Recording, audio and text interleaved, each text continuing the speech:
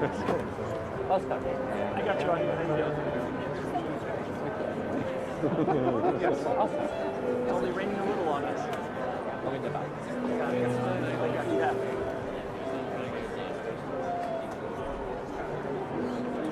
You can also go.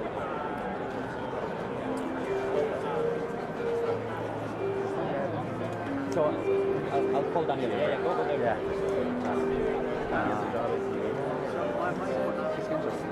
Yeah, I hear you guys. Let's do it. And you know we're in the Rose Garden. Yes.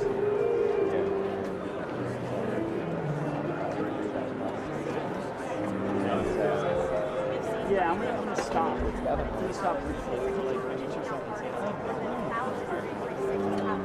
I think it's a headset. Yeah. And then when I say the suite of the Willard Hotel, that's what I'm going to stop. Yeah, to cash in. Right. And then keep the video on with no sound.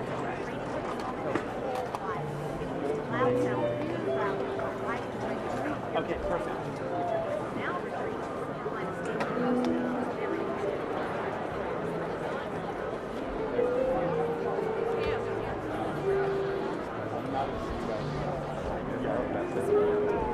Michael's down there.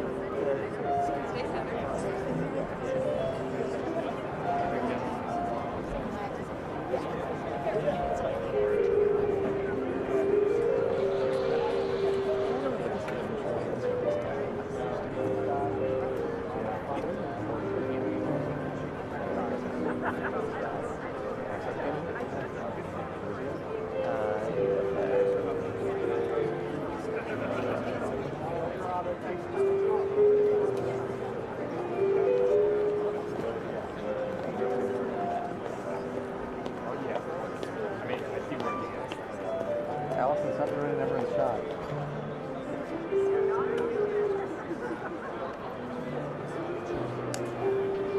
Caroline walked on 30 yards. Yeah, there. Hey Brian, yeah, live in the Rose Garden here where the president is going to party, gobble, and waddle in a matter of minutes here. They were treated like stars. They actually arrived a few days ago in D.C. They went to the Willard Hotel and got a suite there.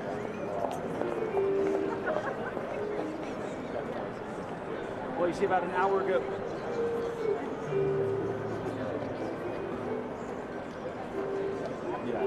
Yeah, you see about an hour ago, that's where they were walking around the West Wing and even wandered into the briefing room. Now, neither of them answered any questions there. So the White House touting them as the American Farm Bureau is saying the cost of Thanksgiving dinner is down 5% this year, because Fox News polling shows 85% of registered voters believe that grocery prices are higher from a year ago, 78% say utilities are higher, and 66% say housing is higher. Those are perceptions that Democrats want to capitalize on. However, retail sales are up, as you know, and the White House is touting prices are coming down, along with energy and gas prices as folks are driving for this holiday season. But again, we got the retail sales, not quite at 2 expectations, but still, people are spending 4.4% year over year. The consumer confidence number is still very strong at 88.7% or 88.7, but down a little bit. But again, this White House is saying that better things are to come in the next year. They believe that Americans will notice the affordability difference starting in the first quarter of next year. That's what they're counting on here at the White House as they're trying to get some prices down.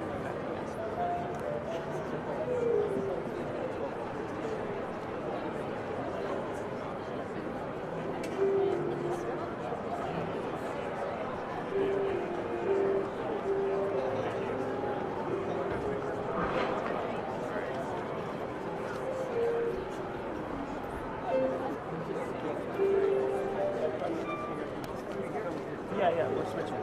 Yeah. I'm going out the street now. Yeah, I don't know.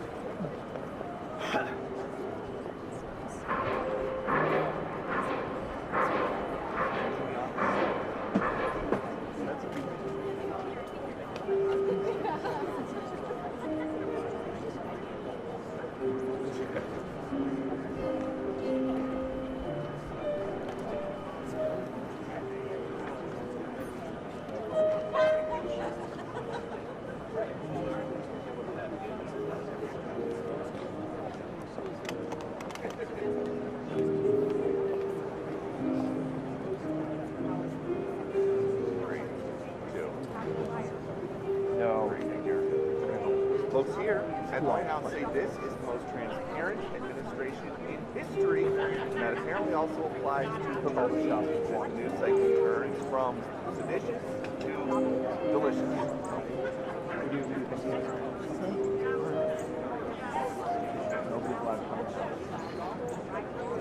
We've had family in town before. Kind of a tough room in there, tough turkeys.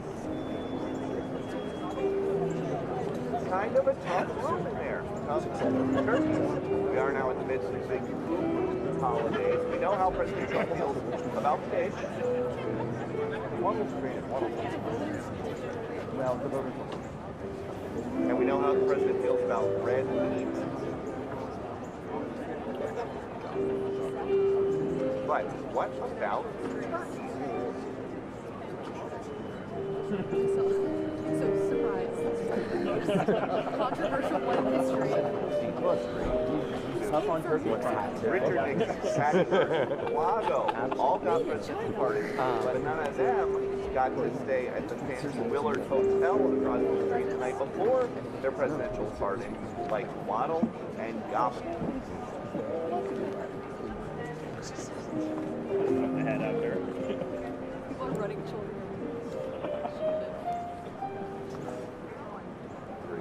There's J.D. Vance. The most famous pardon for the last president, most of the Biden family, didn't come until his last day in office. Maybe Hunter Biden was more of a black sheep, because these turkeys only had to wait 10 months into the president's term.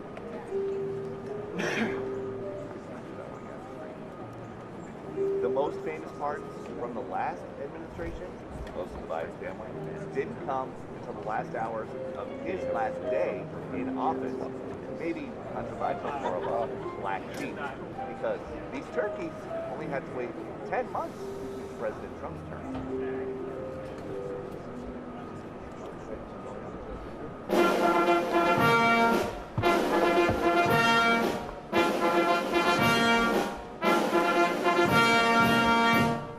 Ladies and gentlemen, the President of the United States and First Lady Melania Trump.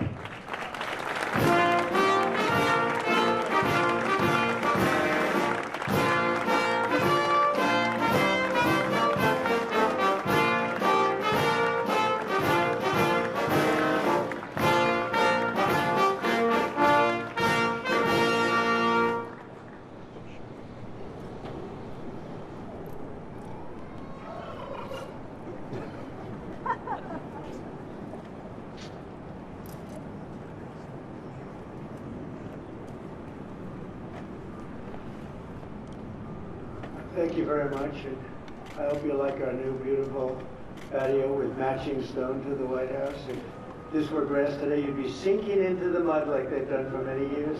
You would be very unhappy. Please, thank you very much. This was a big day. It's a pardon day for a very important beast. On behalf of the First Lady and the entire Trump family, I want to wish all Americans a very, very happy Thanksgiving. It's a great time of the year, and our country is doing really well, economically, like we've never done before. Today, we continue a time-honored American tradition. Well, that's a well-trained turkey. See how happy he is? In a few moments, I will grant a full, absolute, and unconditional presidential pardon to two handsome Thanksgiving turkeys, and this is their lucky day. This is a lucky day for them. But before going any further, I want to make an important announcement, because you remember last year, after a thorough and very rigorous investigation by Pam Bondi and all of the people at the Department of Justice, the FBI, the CIA, the White House Counsel's Office, and the Department of Everything. We have a Department of Everything. You know what that is? I think that's called the White House. Into a terrible situation caused by a man named Sleepy Joe Biden. He used an auto pen last year for the turkey's pardon. So I have the official duty to determine, and I have determined that last year's turkey pardons are totally invalid. as are the pardons of about every other person that was pardoned other than, where's Hunter? No, Hunter's was good. That was the one pardon, Pam, that was good, right? The rest of them are all invalid. I don't know what the hell you're going to do about that, but that's, now we're going to take a little of the joking. That is a mess. But they're hereby null and void. The turkeys known as Peach and Blossom last year have been located, and they were on their way to be processed. In other words, to be killed. But I have stopped that journey, and I am officially pardoning them, and they will not be served for Thanksgiving dinner. We saved them in the nick of time. This one has plenty of time, but they were saved in the nick of time. We're thrilled to be joined today by Vice President J.D. Vance, Second Lady Usha Vance, their daughter Mirabelle, and along with Attorney General Pam Bondi, Secretaries Marco Rubio, Scott Bassett, Pete Hegseth, Brooke Rollins, Howard Lutnick, Linda McMahon, Scott Turner, Administrator Lee Zeldin, who's done a great job. A nuclear power plant gets approved in less than a week. Okay? I'm only kidding, but pretty close to that. And we have more. Where's Lee? Stand up, Lee. One of my great superstars. Thank you. Used to take 20 years before you got rejected when you put in an application. Now we're doing them in a matter of weeks, right? And that's why we have the biggest plants anywhere in the world. We're leading in AI. We're leading in everything. Our auto plants are pouring back into our country. Where do you see the jobs coming with them? But many of them are under construction, but Lee's done a great job of getting those approvals. I appreciate it very much. FBI Director Kash Patel has been very busy doing a great job. Also, thank you, Kash. Along with members of, see, you got a follower, Kash. Along with members of Congress, and in particular, I want to mention Jason Smith and David Rozier. Where are those two guys? Come on, stand up, fellas. What good people. Jason knows more about the tax code than any living human being. He knows so much, we don't even want to hear about it, right? Too complicated. We're going to make it a simpler code. But we did in the great big beautiful bill. It was just passed. Your imprints all over that, and it's amazing. The biggest tax cuts in the history of our country for middle-income people. The biggest tax cuts in the history of our country for middle-income people. And the biggest jobs bill ever passed, and nobody thought we could get that one done. I'm glad. And we actually put 4 years, actually probably 8 or 10 years, but we put 4 years worth of material into one great big beautiful bill. So that worked out very well, and I want to thank everybody for working on it. JD, that was a great, we were going to do it in small bills. We're going to have 18 bills and do it along the process. I'm glad, Scott, that we got it done. Because dealing with these Democrats, I think that was all one shot. But we have it all in one great big beautiful bill. Thanks as well to the chairman of the National Turkey Federation and the CEO of Butterball. That's a big deal. Jay Jandren. Where's Jay? Thank you. Stand up, Jay. Thank you very much. Along with his wife Leslie and their 3 children, as well as the farmer who raised these 2 magnificent birds, Travis Pittman and Wayne County, North Carolina. I won Wayne County by a lot. That means you had to vote for Trump, I think. I won by 92%. I like Wayne County. They're doing all right, right? And this is like a record-setting turkey that's going to be saved. The turkeys being pardoned today go by the names of Gobble and Waddle. When I first saw their pictures, I thought we should send them, I shouldn't say this. I was going to call them Chuck and Nancy. But then I realized I wouldn't be pardoning them. I would never pardon those 2 people. I wouldn't pardon them. I wouldn't care what Melania told me. Darling, I think it would be a nice thing to do. I won't do it, darling. These are 2 of the largest turkeys ever presented to an American president, over 50 pounds each. It's the largest we've ever had. And those are big turkeys. Are they as good as the normal-sized turkey? Better or as good? Do they tend to be a little fatty, maybe? No, he said no. He knows the turkey business. Anyway, despite their size, Secretary Kennedy has formally certified that these are the first ever Maha turkeys. I don't know if I agree with that. These are Maha. In other words, they could be fat, but they're still Maha. They've been fattened on a steady diet of grass, beef, to allow the smoothies and all of the other things that they've been eating for this occasion. This was a really big occasion. But they've eaten every fattening food that you can eat. We wanted to really make them special, and they really are. They're like record-setting. I've never seen a turkey that big before. Are they violent at all? Will they attack as I walk over? Because if they were, I'll stay right up here. But as you know, we're a tough on crime administration. We are tough on crime. You know, our border had 0 people coming in for the last 7 months, right? 0. I mean, even I find that hard to believe to be. They had millions and millions of people pour into our border from prisons, from mental institutions, gang members, drug dealers. They poured in to our country like we were stupid people. We're not stupid people anymore.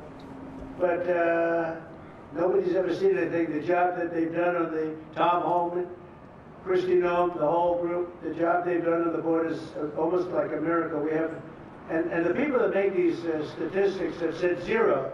They've said 0 for the last 7 months. It has to be like a few people got in, but they say 0. And the radical left Democrats to do the scoring. So I can't imagine they did that for us. The truth is, we have no people coming into our country illegally. It's an amazing statistic, and I'm very proud of it. And we have the most people working in the United States today, by far, than we ever had in the history of our country. So those are all good numbers. But instead of pardon, some of my more enthusiastic staffers were already drafting the paperwork to ship Gobble and Waddle straight to the terrorist confinement center in El Salvador. And even those birds don't want to be there. You know what I mean? It was a tough. I'd like to thank the president of that country. They do a rather efficient job. It's going to be the largest prison in history. I've never seen anything like it. And a lot of people are behaving on our streets now. You know, Washington, D.C. is considered a safe zone. This was one of our most unsafe places anywhere in the United States. It is now considered a totally safe city. I won't tell you about murders. We're having murders, like a lot of murders, on a weekly basis. We haven't had a murder in 6 months. And it doesn't sound good even to say that. We haven't had a murder in 6 months. But when you are averaging 1 and even sometimes 2 a week, and you haven't had 1 in 6 months, you can walk with your family down the middle of any street, go to a restaurant, you won't get in. They're opening new restaurants all over, and it's really been a beautiful thing to see. So Washington, D.C. is now a totally safe city, and a year ago it was a criminal mess. We removed, Pam, 1,700 people, career criminals, and people that came to this city from Venezuela and many other places. They were let out of prisons and they came here. There were Tren de Aragua, a lot of Tren de Aragua, that's from Venezuela. And we got them all the hell out of our country, or they're in prisons now. And you can walk down any street in Washington and you're going to be just fine. And I want to thank the National Guard. I want to thank Pete Hegseth. The job you've done here is incredible. And I hear you having the same kind of success in Memphis, Tennessee. We had an even worse situation. And Memphis crime is down 64% in 3 weeks. And by the time you have 4 or 5 weeks, you're going to have it down almost where there won't be crime. And we could do that in Chicago, by the way, if they would let us. If the mayor was a low IQ person, but he should understand this is a very serious thing. You saw all the crime that took place last night, the night before. The woman with the burning, they burned the woman. They'll be talking about that now. They burned this beautiful woman riding in a train. A man was arrested 72 times. 72 times, think of that. And they'll let him out again. The liberal judges will let him out again. But we're ready to go. You know, we've been moving toward Chicago. We have a governor that thinks it's wonderful that only like 7 people were killed this week. But we are moving toward doing it. We're going to, if crime gets, it's horrible what's happening in Chicago. We could make Chicago a safe city in a period of 4 weeks In a period of 8 weeks, 9 weeks, 10 weeks, it would be totally safe. And the people of Chicago want us to go there. And if you look at the crime that's taken place in Chicago in the last 2 weeks, just take a look. It's on the front page of every newspaper. It's out of control. The mayor is incompetent, and the governor is a big fat slob. You ought to invite us in, say, please make Chicago safe. We're going to lose a great city if we don't do it quickly. Make Chicago. We'll do the same thing as we did in D.C., the same thing as we did everywhere we've gone. It's become almost instantly safe. And I want to do it in Chicago. So Governor Pritzker, if you're listening, let's get your act together. Invite us in. We're going to make your place so safe. You're not going to have these crimes that are making the newspapers and the front page of every newspaper and television story, news story. We'll make Chicago a safe place very quickly. I looked at the various cases, granting mercy, discovering that the terrible trauma that everyone's going through. And I had a little bit of a Pritzker joke. I was going to talk about Pritzker and size, but when I talk about Pritzker, I get angry because he's not letting us do the job. So I'm not going to tell my Pritzker joke. They have a very cute little joke, you know. Some speechwriter wrote some joke about his weight. But I would never want to talk about his weight. I don't talk about people being fat. I refuse to talk about the fact that he's a fat slob. I don't mention it. On a more serious note, as we gather around the dinner table, I'd like to lose a few pounds too, by the way. And I'm not going to lose it on Thanksgiving, I can tell you that. Because I'm going to have a turkey, but it's not going to be that one. I hope all Americans will have the chance to enjoy the fellowship of family and friends and renew our faith in God's providence. 1 year ago, we were a dead country 1 year ago. The King of Saudi Arabia said it to me. He said it to me actually 4 months ago when I was in Saudi Arabia, Qatar, UAE. He said, you know, 1 year ago, the United States was a dead country, and now you've got the hottest country anywhere in the world. We're the hottest country. We have $18 trillion being invested as of now. We're not even close to being 1 year. The most ever was $2 trillion for a certain country I won't name during the last administration. In 4 years, they had less than $1 trillion being invested in the country. In 9 months, we have over $18 trillion. It's a number that nobody has ever even thought possible. And that's in building plants and building so many things, investments in our country. Nobody's ever seen anything like it. But we have more people working. We have more people praying. The churches are coming back. I don't know if you've been reading that story, but religion is coming back to America. Some people say, oh, why would you mention that? To me, that's a big deal. And this Thanksgiving, we're also making incredible strides to make America affordable again. Walmart announced that the cost of their standard Thanksgiving meal is 25% lower than just 1 year ago. That's a big deal. According to the USDA, the price of Thanksgiving turkey is down 33% from its Biden era highs. Potatoes are down 13%. Ham is down 15% compared to last Thanksgiving. So we are down to a level that we haven't seen in a long time. Egg prices are down 86% since March, and gasoline will soon be hovering around $2 a gallon. Under our leadership, we passed the largest tax cuts in history, the largest spending cuts in history, the largest regulation cuts in history, and we have fully secured our southern border. I've also ended 8 wars in 9 months, and we're working on that final war. It's not easy, but I don't know. I think we're going to get there. 25,000 soldiers, Ukraine, Russia. In the last month, 25,000 soldiers have died. So I think we're getting very close to a deal. We'll find out. I thought that one would have been gone quicker. We did 8. I thought that would have been an easier one, but I think we're making progress. In less than 1 year, we've accomplished more than most other administrations have accomplished in 8 years.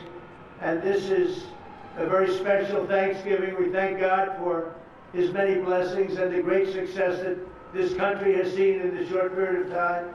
We draw strength from the love of family and friends, and we express our undying gratitude for the men and the women of the United States Armed Forces. We love them.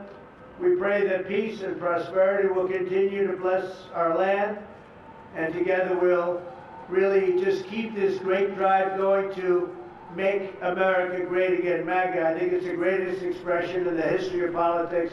Make America great again.